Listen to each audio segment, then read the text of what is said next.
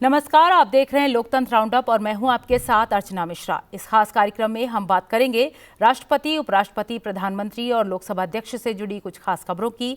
साथ ही डालेंगे नजर लोकतंत्र और संसद भवन परिसर से जुड़ी तमाम गतिविधियों पर। तो शुरुआत करते हैं लोकतंत्र राउंडअप की, लेकिन सबसे पहले नजर हेडलाइंस पर। राष्ट्रपति ने राजस्थान के बेड़ेश्वर धाम में स्वयं सहायता समूहों की महिलाओं को किया संबोधित। कहा, लखपति दीदी योजना से बदल रहा नारी शक्ति का जीवन।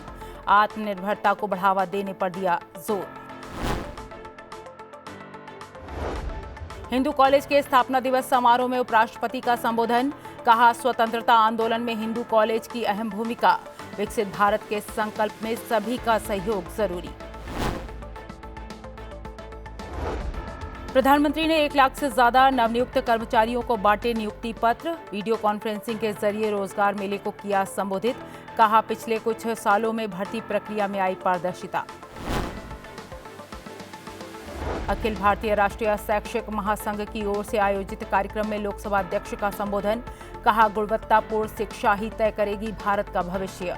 नई शिक्षा नीति का राष्ट्रीय परिप्रेक्ष्य रहा कार्यक्रम का विषय। संविधान सदन के केंद्रीय कक्ष में भारत कोकिला सरोजनी नायडू की जयंती पर पुष्पांजलि। लोकसभा महासचिव उत्पल कुमार सिंह और राज्यसभा महासचिव पीसी मोदी ने पुष्प अर्पित कर नमन किया। सचिवालय के अधिकारी भी रहे मौजूद। और अब खबरें विस्तार से। राष्ट्रपति द्रौपदी मुर्मू राजस्थान के डूंगरपुर जिले के बेड़ेश्वर धाम पहुंची, जहां उन्होंने लखपति दीदी सम्मेलन में शिरकत की।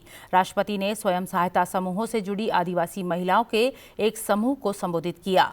आत्मनिर्भरता के महत्व पर जोर देते हुए राष्ट्रपति ने कहा कि भारत तभी आत्मनिर्भर बन सकता है जब देश की हर इकाई आत्मनिर्भर हो। राष्ट्रपति ने स्वावलंबन को प्रोत्साहन देने के लिए सभी स्वयं सहायता समूहों और उससे जुड़े हर व्यक्ति की सराहना की। साथ ही महिलाओं को अपने हुनर से आत्मनिर्भर बनने के लिए प्रेरित किया।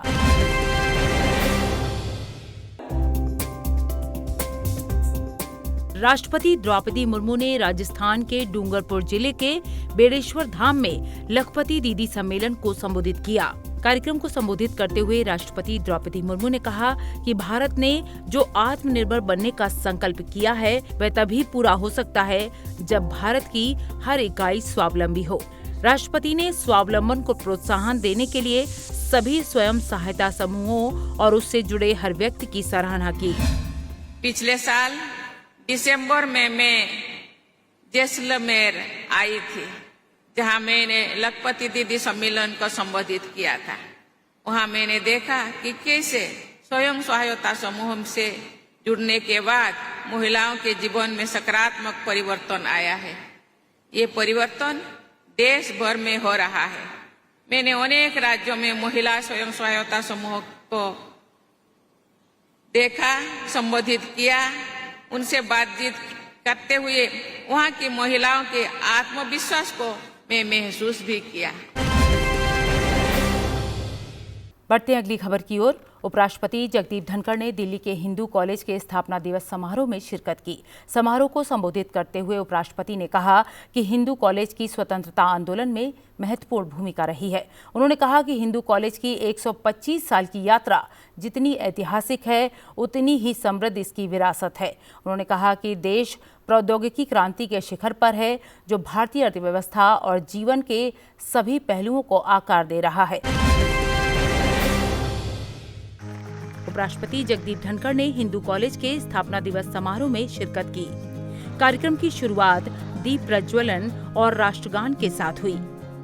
कार्यक्रम को संबोधित करते हुए उपराष्ट्रपति ने कहा कि हम लोग भाग्यशाली हैं जो कि भारत के अमृतकाल का हिस्सा हैं। उन्होंने कहा कि विकसित भारत के संकल्प को पूरा करने में हम सभी का योगदान जरूरी है। उपराष्ट्रपति ने कहा कि हिंदू कॉलेज की 125 साल की यात्रा जितनी ऐतिहासिक है उतनी ही समृद्ध इसकी विरासत भी है।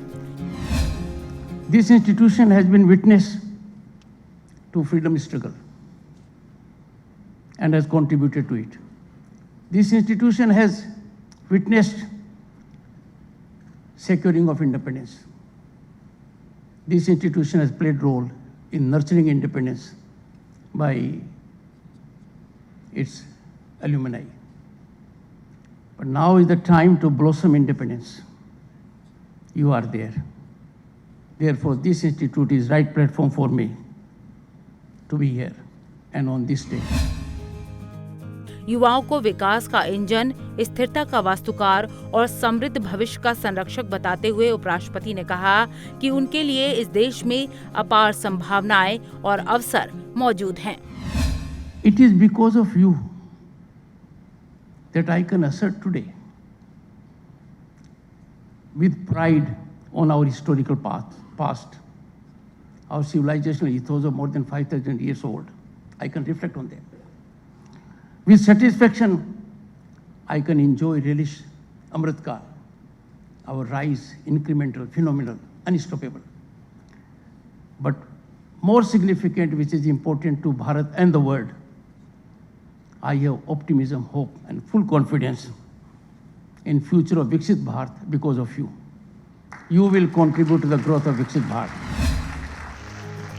कार्यक्रम के दौरान दिल्ली विश्वविद्यालय के कुलपति, कॉलेज प्रबंध समिति के अध्यक्ष, शिक्षक और अन्य गणमान्य लोग मौजूद रहे।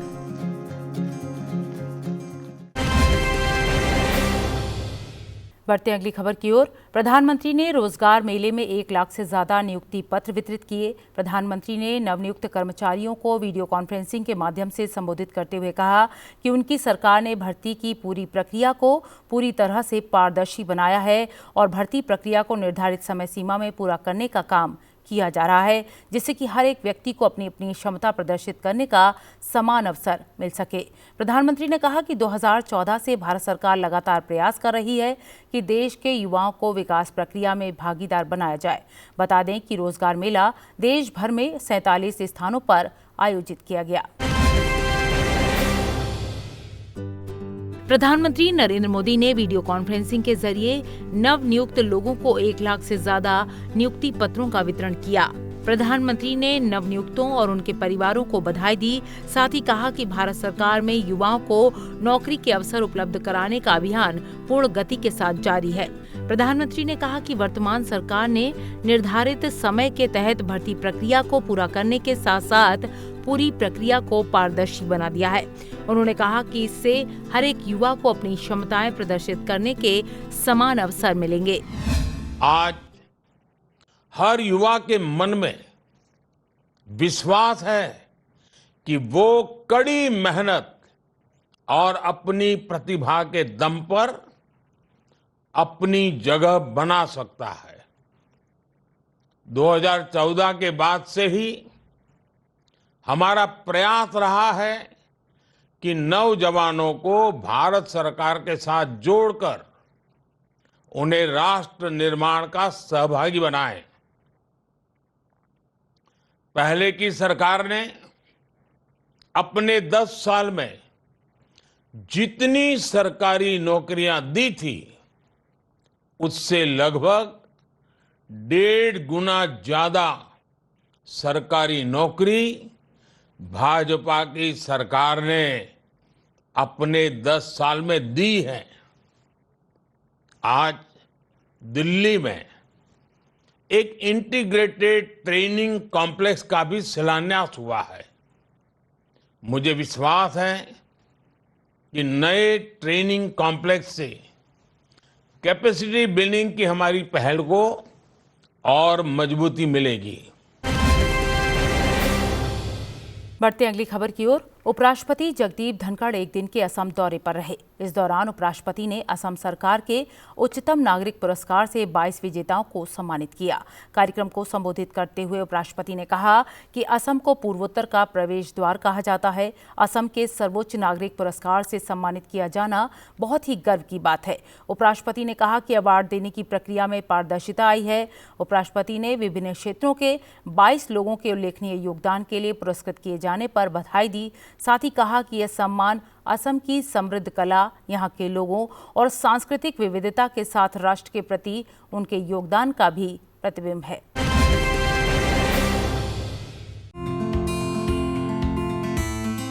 उपराष्ट्रपति जगदीप धनखड़ ने असम के शीर्ष नागरिक पुरस्कार प्रदान करने के लिए आयोजित एक समारोह में शिरकत की।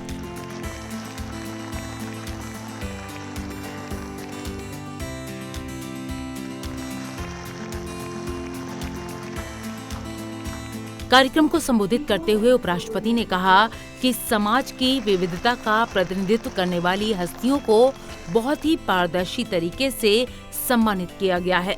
उपराष्ट्रपति ने कहा कि ये सम्मान असम के लोगों और एक महान राष्ट्र की प्रगति और सांस्कृतिक विविधता में उनके अमूल्य योगदान का प्रतिबिंब है। Today's awards, Assam Vaibhav, Assam Saurav and Assam Gaurav, symbolize the acknowledgement of outstanding contributions in various fields. Friends, I could never imagine that the fields will be so diversified. The recipients will be spread over all the strata of society. Amazing work done by the persons concerned. We have noticed, and I have felt here, we have noticed in recent times there is transformational change in Padma Awards to the people Padma. We know the days when patronage used to be the driving force. Event management used to secure Padmas. But I see here such a massive, genuine, authentic, transformational mechanism in giving awards. Congratulations to those who have done it. उपराष्ट्रपति ने कहा कि look east, act east नीति अष्टलक्ष्मी के अभूतपूर्व बुनियादी ढांचे और कनेक्टिविटी विकास में तेजी से फलीभूत हो रही है। 2014 में घोषित की गई एक्ट ईस्ट नीति पूरी तरह से लाभ दे रही है। सरकारी पहल और नीतियों के कारण भारत का पूर्वोत्तर क्षेत्र राष्ट्रीय और ऐतिहासिक तौर पर अपना उचित स्थान बनाए हुए है।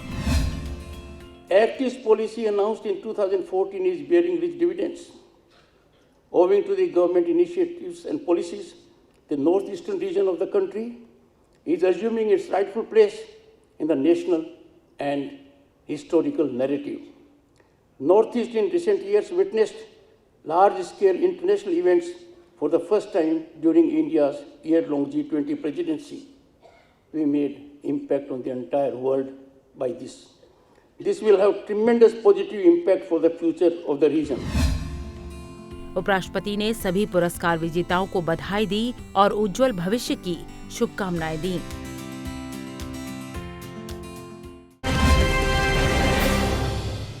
लोकसभा अध्यक्ष ओम बिरला ने दिल्ली में अखिल भारतीय राष्ट्रीय शैक्षिक महासंघ की ओर से आयोजित 2 दिवसीय राष्ट्रीय संगोष्ठी का उद्घाटन किया। कार्यक्रम को संबोधित करते हुए लोकसभा अध्यक्ष ने कहा कि समतामूलक समाज निर्माण और राष्ट्रीय विकास का मूलाधार शिक्षा ही है और सार्वभौमिक और उच्च गुणवत्तापूर्ण शिक्षा ही भारत के उज्जवल भविष्य को तय करेगी। लोकसभा अध्यक्ष ने देश की लोकतांत्रिक शासन संरचना का जिक्र करते हुए कहा कि 75 वर्षों की यात्रा में देश ने औद्योगिक उत्पादन, अंतरिक्ष, कृषि, परमाणु ऊर्जा और ऐसे कई क्षेत्रों में बड़ी प्रगति की है। उन्होंने कहा कि देश मोबाइल फोन से लेकर फाइटर प्लेन तक बना रहा है और आत्मनिर्भरता के युग में प्रवेश कर चुका है। हमारे मूल में ही लोकतंत्र है और इसीलिए जब हमारी विरासत की ओर हम जाते हैं तो मूल में हम देखते हैं हमारी समिति, सभा और हम सब कभी भी बैठकर निर्णय करते हैं तो सामूहिकता के साथ निर्णय करते हैं, मिलकर निर्णय करते हैं, देश हित में निर्णय करते हैं, गांव के हित में निर्णय करते हैं। इसलिए मूल चिंतन हमारा लोकतांत्रिक व्यवस्था का रहा और इसीलिए जब शासन पद्धति का सवाल आया तो हमने संसदीय शासन प्रणाली अपनाई और जिसके मूल में जनता रखी। जनता के चुने हुए शासक, जनता का शासन और इसीलिए हमारे संविधान के अंदर भी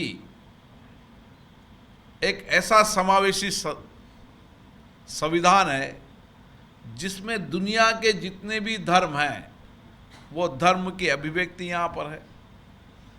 सबको बोलने की आज़ादी है, सबको मताधिकार देने का समान अधिकार हमारे यहाँ पर हमने संविधान के साथ लागू किया। इसलिए हमारा संविधान हमारा हमेशा मार्गदर्शक रहा। तो कार्यक्रम में वक्त हो गया है एक ब्रेक का। ब्रेक के बाद भी खबरों का सिलसिला जारी है। आप बने रहिए, देखते रहिए संसद टीवी। ब्रेक के बाद एक बार फिर आपका स्वागत है। बढ़ते हैं अगली खबर की ओर। उपराष्ट्रपति जगदीप धनखड़ ने दिल्ली के डॉक्टर अंबेडकर इंटरनेशनल सेंटर में स्टार्टअप और एमएसएमई समिट को संबोधित किया। कार्यक्रम को संबोधित करते हुए उपराष्ट्रपति ने कहा कि पिछले कुछ वर्षों में स्टार्टअप और एमएसएमई सेक्टर में बड़े बदलाव देखने को मिले हैं। और भारत सरकार की ओर से नवाचार को बढ़ावा देने पर लगातार प्रयास जारी है, जिससे कि उद्योगों को बढ़ावा मिल सके। यही वजह है कि सरकार की ओर से ऐसा पारिस्थितिकी तंत्र विकसित किया गया है जिससे स्टार्टअप और उद्योगों को बढ़ावा मिले, साथ ही आर्थिक विकास के साथ साथ बड़े पैमाने पर रोजगार सृजन हो। Schemes like Startup India and Stand Up India have been game changers, providing startups with access to funding, mentorship, and networking opportunities.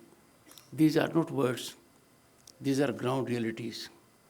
You can have access to fiscal resources and mentorship in enormous ways. Startup landscape in India has undergone a remarkable transformation. Sometimes we have to take aid of statistics because figures are important. From just over 350 startups in 2014, in 3-digit, 354, we now have more than 1.3 lakh startups with number of unicorns surpassing 100.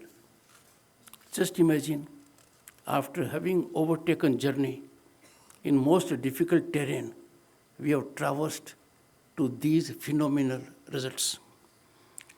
This growth is a testament to the entrepreneurship and spirit of innovation that lies in our human resource. Government has been in affirmative mode. That has been facilitating. बढ़ते हैं अगली खबर की ओर। उपराष्ट्रपति जगदीप धनखड़ महाराष्ट्र के एक दिन के दौरे पर रहे। गोंदिया जिले में कार्यक्रम को संबोधित करते हुए उपराष्ट्रपति ने कहा कि समानता लाने और असमानता को कम करने के लिए शिक्षा सबसे प्रभावशाली परिवर्तनकारी तंत्र है। उपराष्ट्रपति ने सुझाव दिया कि कृषि उपज में मूल्यवर्धन से किसानों के जीवन में सुधार आएगा। आज दुनिया भारत में बदलाव देख रही है और जब नेता जमीनी हकीकत से वाकिफ हों, उसे बदलने की क्षमता रखते हों, तो बदलाव निश्चित है। इसीलिए विजन और मिशन वाले जनप्रतिनिधियों से 2047 के विकसित भारत के निर्माण में विशेष भूमिका की अपेक्षा की जाती है।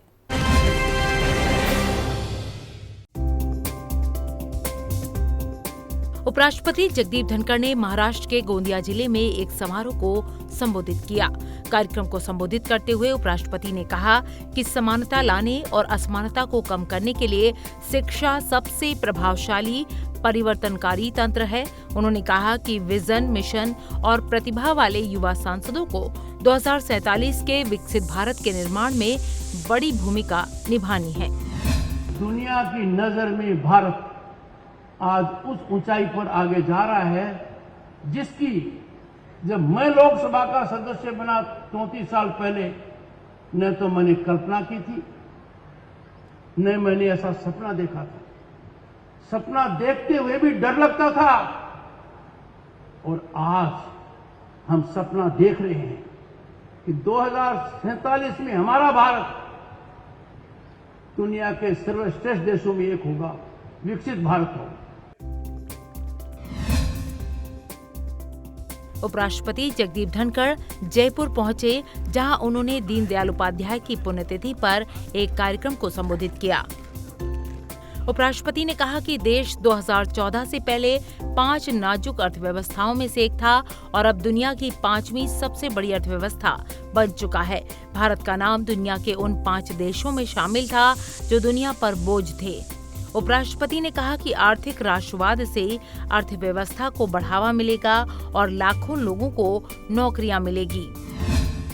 आज हम फ्रेजाइल 5 से निकलकर, नीचे की 5 से निकलकर ऊपर की 5 में पहुंच गए हैं।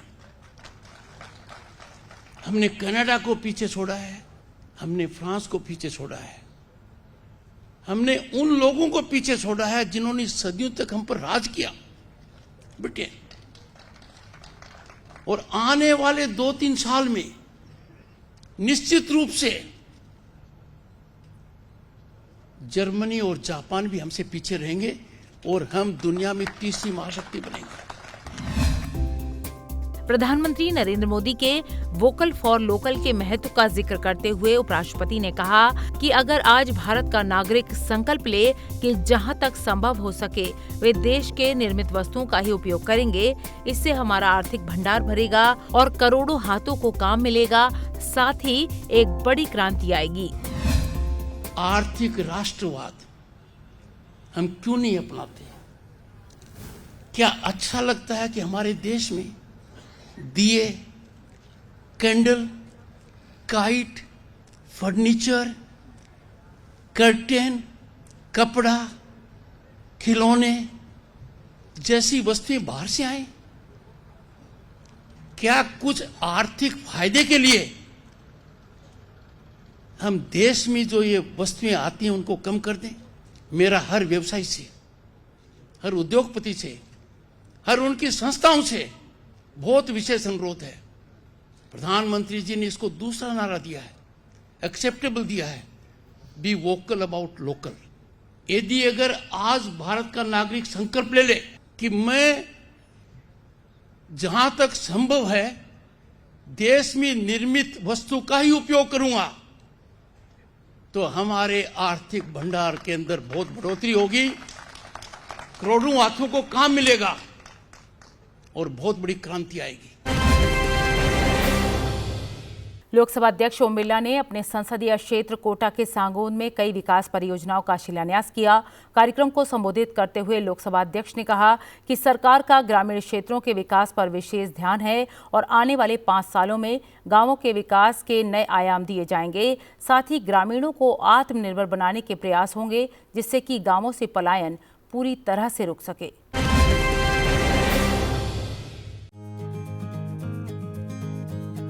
लोकसभा अध्यक्ष ओम बिरला ने अपने संसदीय क्षेत्र कोटा की यात्रा के दौरान 400 केवी जीएसएस सहित कई विकास कार्यों का शिलान्यास किया।